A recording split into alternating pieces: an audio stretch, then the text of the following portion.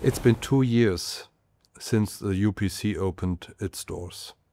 You have probably heard a lot about procedural issues, like the service of statements of claim with Chinese defendants, court competences, deadline regime, opting out, preliminary measures, and others. These are interesting questions that are paving the way to justice, of course, but they are still not the core of patent law. The core of each patent litigation is the patent itself, and more precisely, claim construction.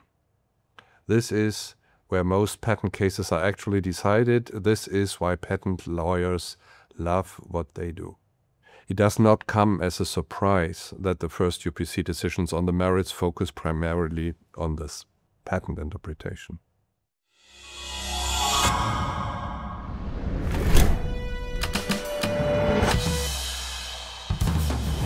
Every patent attorney candidate learns it in their first days.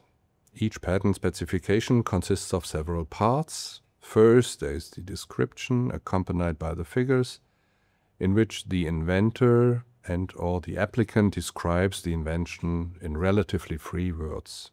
Second, there are the patent claims, which define the invention in a strict sense. Now, which of the two prevails?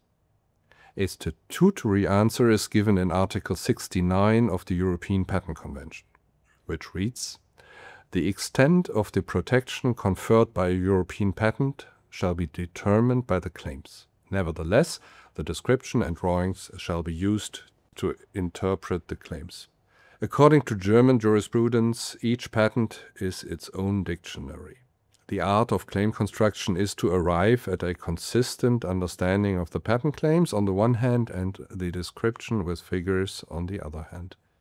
Now, the UPC seems to be very much in line with that German practice. It was in its famous decision 10x Genomics against NanoString that the Court of Appeal indicated the direction. The claim is not only the starting point, but the decisive basis for determining the protective scope of a European patent. However, the description and the drawings must always be used as explanatory aids and not only to resolve any ambiguities in the claim. Following these general rules, in particular the local divisions of the UPC have continued developing jurisprudence, and there is now an entire bunch of jurisprudence which in the meantime gives enough legal basis to allow for predictability. Here is what we know. Linguistic errors and inaccuracies can be corrected by way of interpretation. The meaning of means plus function features is in line with the guidelines of the European Patent Office.